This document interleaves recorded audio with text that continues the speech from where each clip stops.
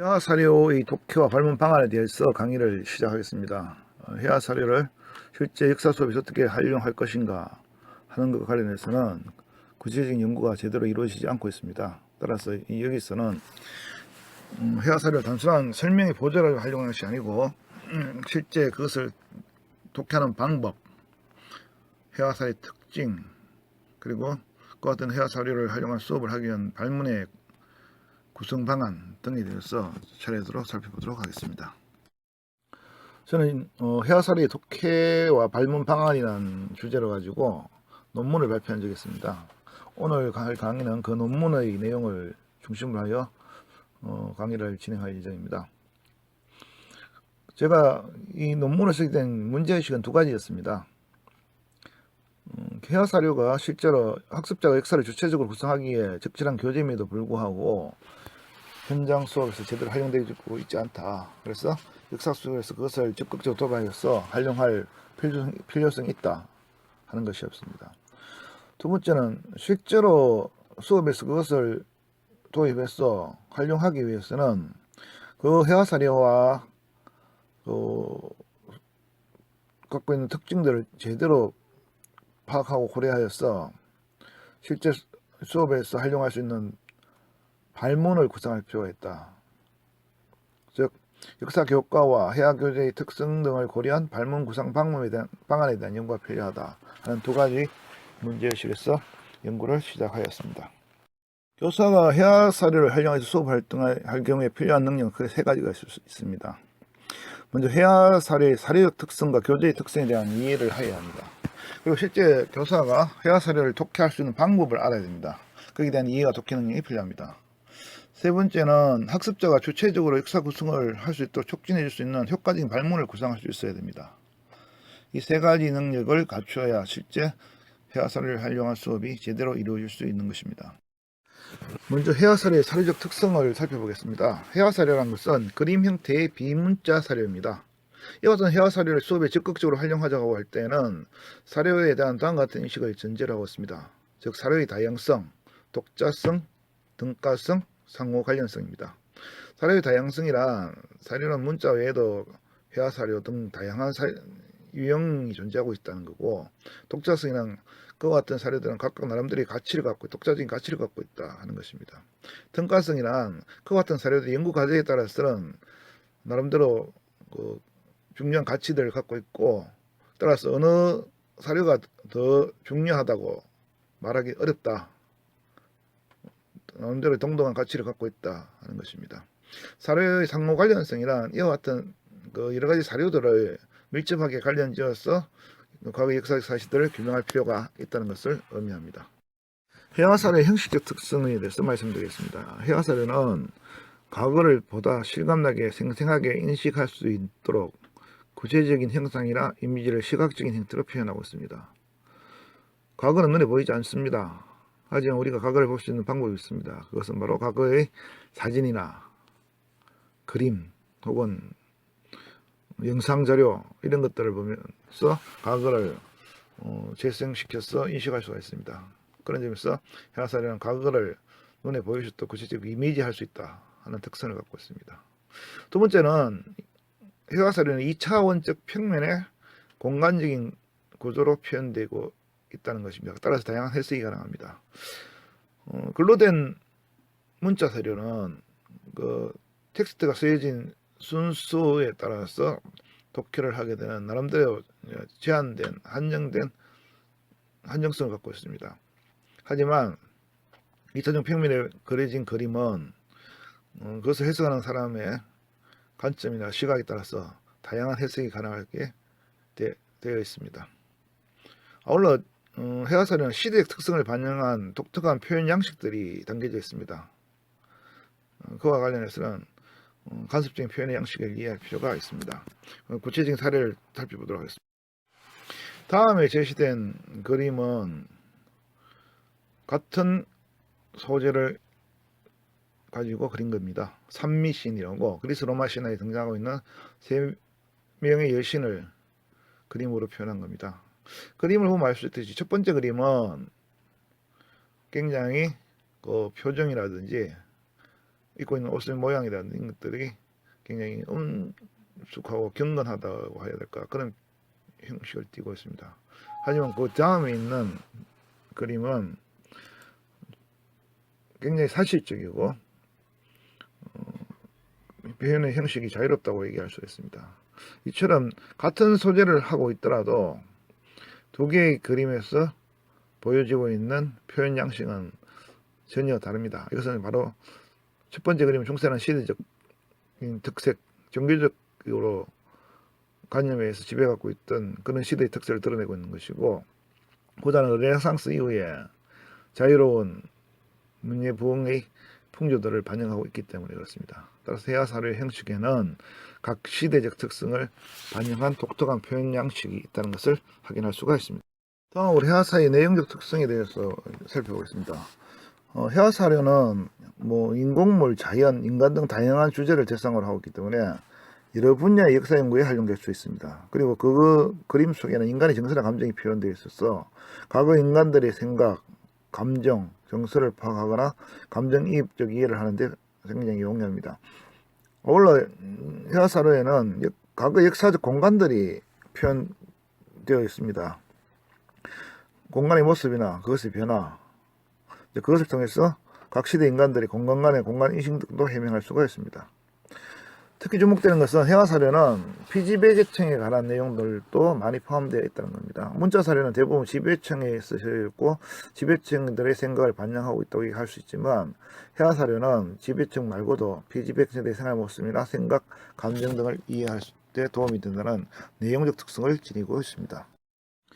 자, 여기 지금 궁굴도라는 하나의 그림 해와 사료를 제시하고 있습니다.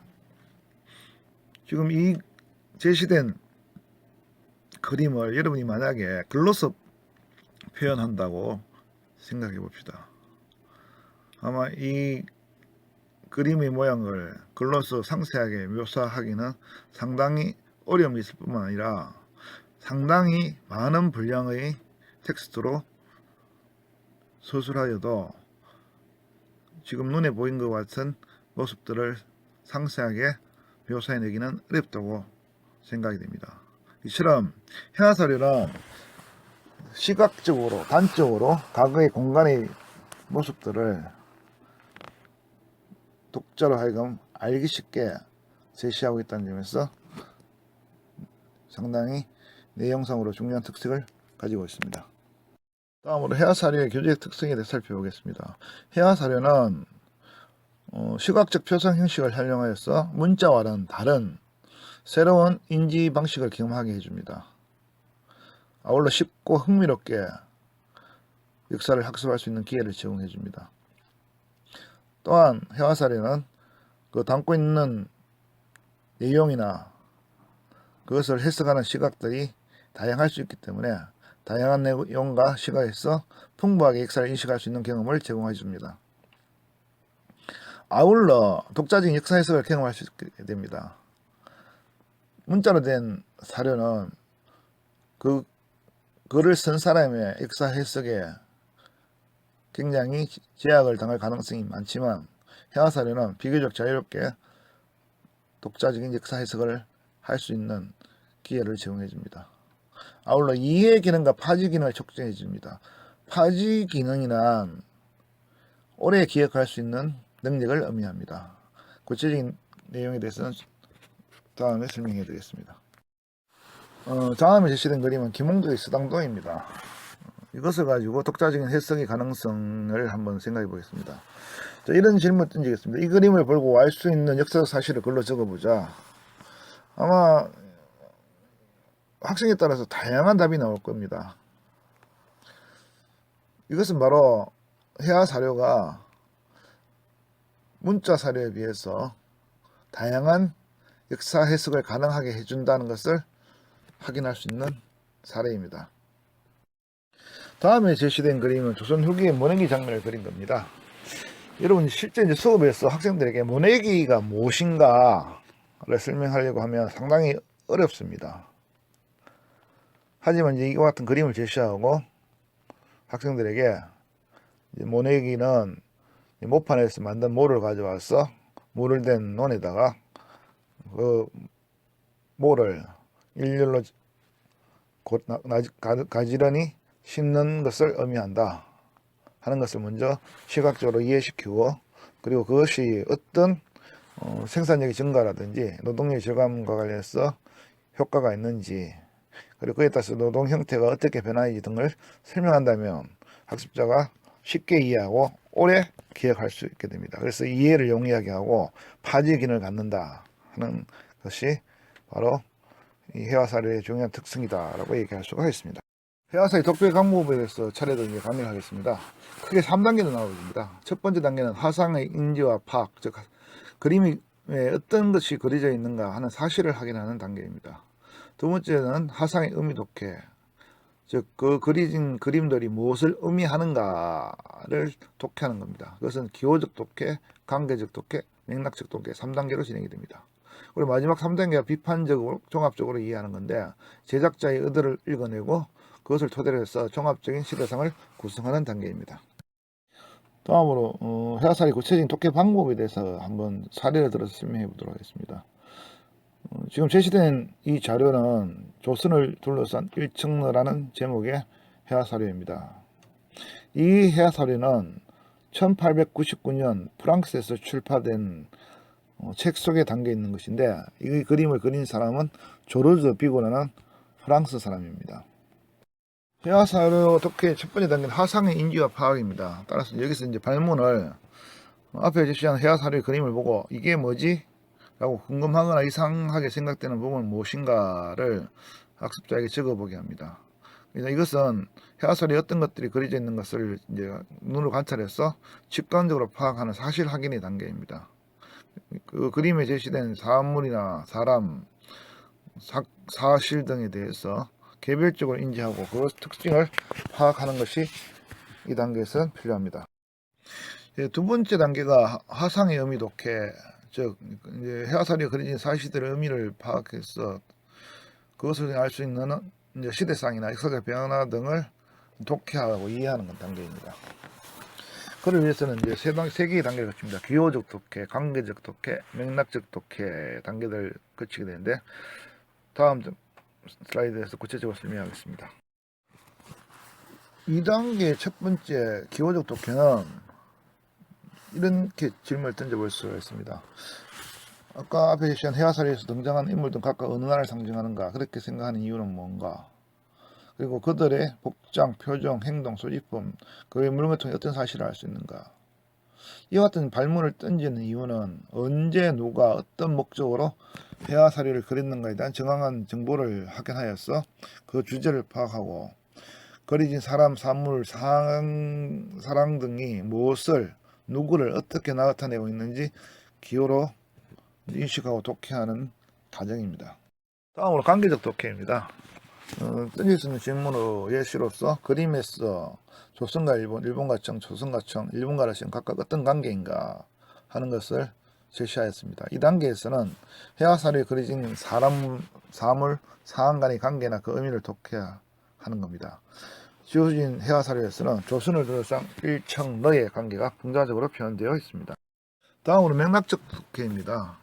여기서 대신한 발문은 회화사료가 어떤 사건을 묘사한 것인가, 그리고 그렇게 생각하는 이유가 무엇인가를 제시하고 있습니다. 이것은 회화사료에 표현된 내용을 그 내용과 관련된 특정 역사 상황이나 사건과 관련지어서 해석해서 부분적인 시대상을 파악하거나 그것과 관련된 역사적 변화, 의미 등을 이해하는 단계입니다. 이를 위해서는 해석을 위한 관점을 설정해 주거나 그와 같은 역사적 상황, 사건에 대한 지식을 보충해 줄 필요가 있습니다. 그와 관련해서는 회화사료의 주제, 그리고 작성 목적에서 도출되는 의문, 회화사료를 통해 파악할 수 있는 역사 사실이 뭔가, 현대와 비교할 때 어떤 차이가 있는가, 다른 회화사료와 비교할 때 어떤 차이가 있는가, 이와 관련된 역사적 지식을 어떻게 제공할 것인가 등이 고려될 필요가 있습니다. 마지막으로 비판적 종합적 독해입니다. 회화사료의 제작 의도를 비판적으로 음미시키고 독해 내용을 당시의 시대적 상황과 결부시켜서 폭넓게 재해석하는 단계입니다. 이것은 크게 비판적 독해 그리고 종합적 독해로 나누어 볼 수가 있습니다. 비판적 독해는 제작자의 의도를 독해하는 단계입니다. 여기서는 구체적인 발문으로서 이 해와 사료는 프랑스인이 벚꽃을 예상하고 그린 것이다. 이것을 본 당시의 프랑스인은 동아시아 정세에 대해 어떤 생각을 하였을까 하는 발문을 제시하였습니다. 하지만 보다 직접적으로 발문을 제시하기 위해서는 이 해와 사료를 그린 제작자는 어떤 의도로 이것을 그렸을까 라고 제시한 게 맞을 수 있습니다. 하지만 여기에서는 이 그림을 그린 제작자가 당시 프랑스인들이 그 그림을 볼 것을 예상하고 그렸다는 점을 염두에 두고 발문의 내용을 조금 비틀어서 프랑스인들이, 독자인 프랑스인들이 이 그림을 보고 어떻게 생각하였을까 하는 답을 통해서 제작자의 의도를 읽어낼 수 있도록 발문을 제시하였습니다. 그래서 여기에서는 해와 사료 제작자가 무엇을 위해 어떤 것을 모사하려고 하고 있는지를 분석하고 그것이 정당한 것인지를 비판적으로 음미하게 됩니다. 마지막으로 종합적 독해의 단계입니다. 종합적 독해는 이미 이제까지 해석해온, 독해온 해와 사료에 대한 독해 내용을 토대로 해서 알게 된 역사적 이해를 활용하여서 새로운 의문점에 대한 답을 달고 그것을 토대로 해서 보다 큰 시대상을 이해하는 단계입니다. 여기에서는 크게 두 가지 발문을 제시하고 있습니다. 그림에 등장한 일청록을 나타내는 인물은 각각 어떤 것을 생각하고 있을까? 조선을 나타내는 인물은 무엇이라 외치고 있는가? 여기에 답변을 하기 위해서는 당시 시대적 상황을 제대로 이해하고 그 시대적 상황에 맞는 그것을 제대로 반영하고 고려한 답을 찾아내야 됩니다. 그것은 바로 역사적 사실을 토대로 하여서 당시 시대상에 대한 이해를 심화시키는 과정이라고 얘기할 수가 있습니다.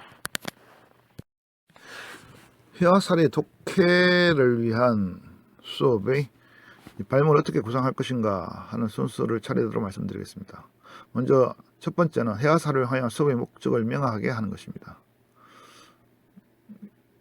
이 해와 사료를 활용하여서 학습자로 하여금 어떤 능력을 키워줄 것인가, 무엇을 알게 할 것인가 하는 것을 명확하게 먼저 제시할 필요가 있습니다. 두 번째는 적절한 해와 사료를 선택하는 겁니다. 그와 같은 수업 목적에 맞추어서 해와 사료를 선택하는 것이 필요합니다. 세 번째는 해와 사료를 독해해야 됩니다. 이 선택된 해와 사료를 앞에 제가 제시한 순서에 따라서 독해하여서 그 해와 사료에 담겨져 있는 역사적 사실이나 의미, 제작 의도 등을 파악하고 시대상을 이해하는 것이 필요합니다. 다음 단계가 네 번째 단계로 수업 시기와 수업 목표를 설정하는 겁니다.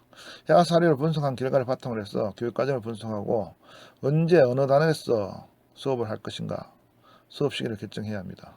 그리고 수업 목적, 해와 사료의 내용, 독해 방법 등과 결부된 구체적인 수업 목표를 설정할 필요가 있습니다.